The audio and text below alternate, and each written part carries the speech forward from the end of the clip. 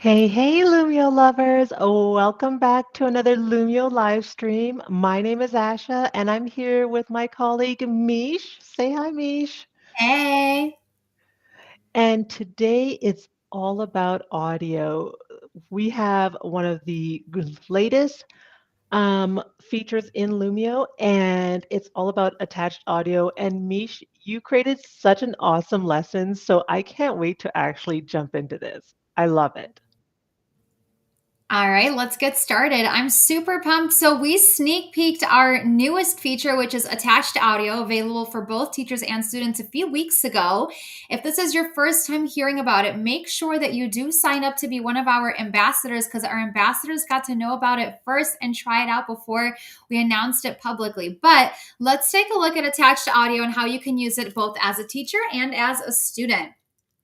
So for today's Lumio Live, we're just giving a quick little sneak preview of it because on Thursday, we're going to have a full webinar on different ways that you can support your students and make learning more accessible using this attached audio feature here.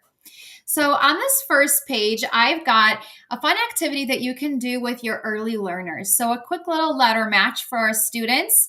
I did go ahead and if you click on to open up that individual handout, not only did I add instructional audio to the page where I recorded myself giving instructions. You can also, after you listen to the instructions where I tell the students, listen to each letter sound and match them to the correct picture. So then the students can listen to the letters as well because I attached audio to each individual letter. So before all you could do was the instructional audio in the top right corner where you could just add instructions to the whole page. But now what you do is each of those letters below have attached audio on them.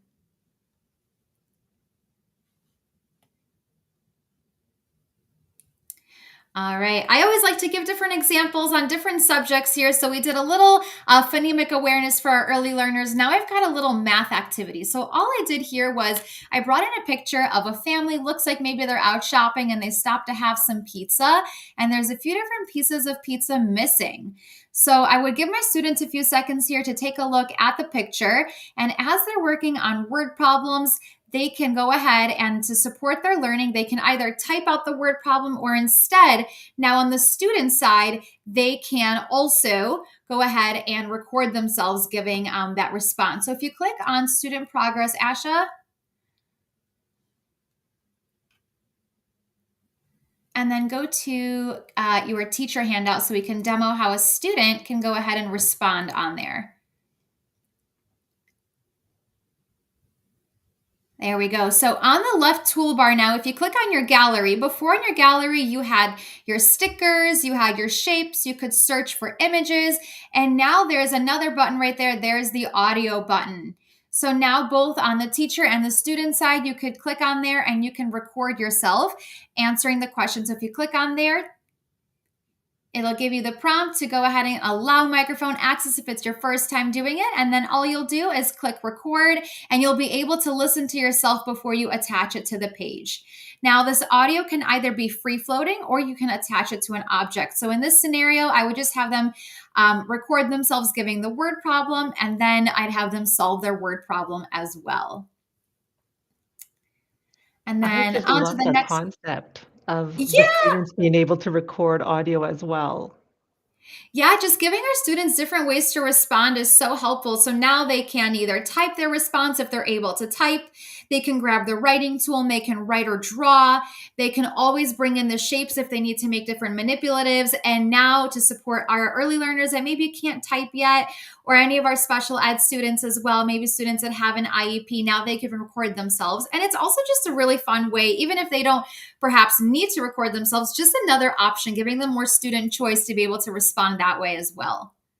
And then Indeed, here they really, indeed. with this math problem, they can do subtraction, they can do fractions, lots of different ways to do this word problem here.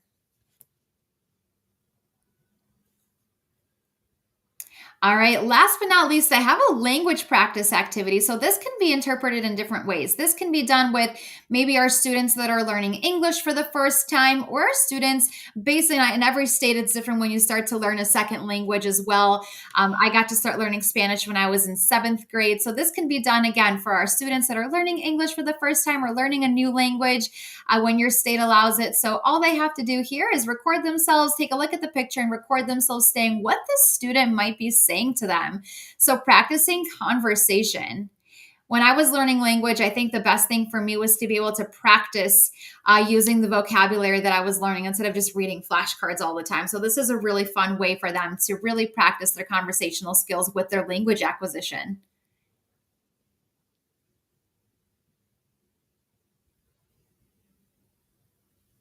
So I know that those were a few really quick examples that we gave there. What I'm going to do is, Asha, if you can go into editing mode for me. Yep.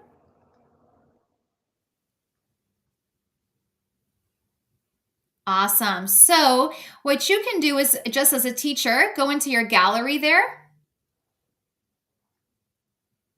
And just like on the student side, there's that microphone. So you can attach audio from there. Or alternatively, one other way that you can do that, and what I'll have you go do is go to the first activity that I had, the first page where I had the matching letters. And if you click on Edit Activity, it's giving Asha all the pop-ups. It's trying to teach I her how to know. use the site. So you see that I actually attached audio to each of those individual letters where the students can drag and drop, which is also really helpful with making learning more accessible. But if you click on one of those letters for me, Asha, Hmm.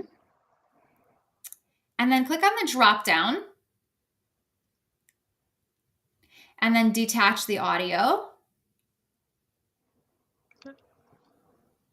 So now to reattach it, the way that I did it was, again, clicking on that drop down menu, and then you can attach it right from there to that item. So a few different ways for you to add in the audio. Again, you can go from the top of the page from your gallery, or you can click on an item if a specific item needs to have audio as well. And again, for the students, that'll be in their toolbar in the gallery. Thanks for going into editing mode real quick, Asha. Let's go back to our presentation.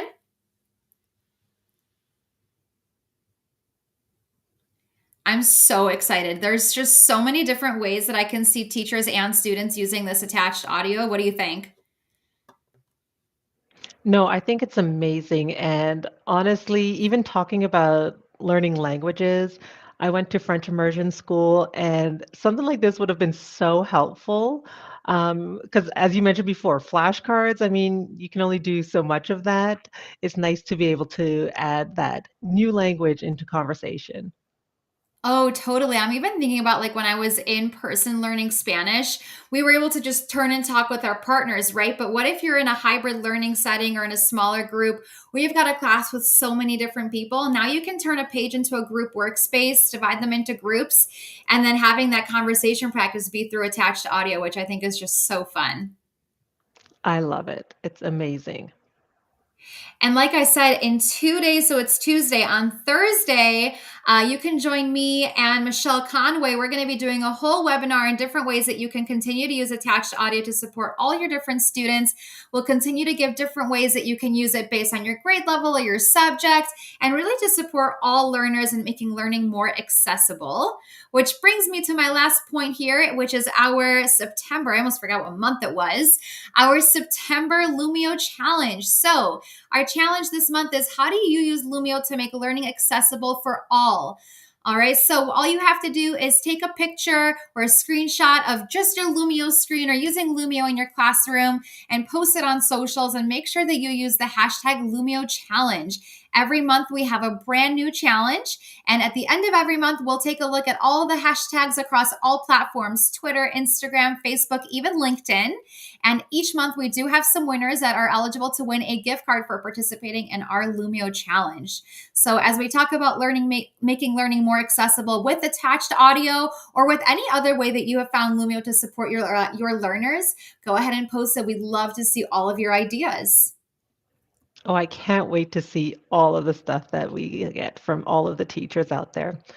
So don't forget to register for the webinar. The link is in the comments. And thanks again, everyone, for joining us here today.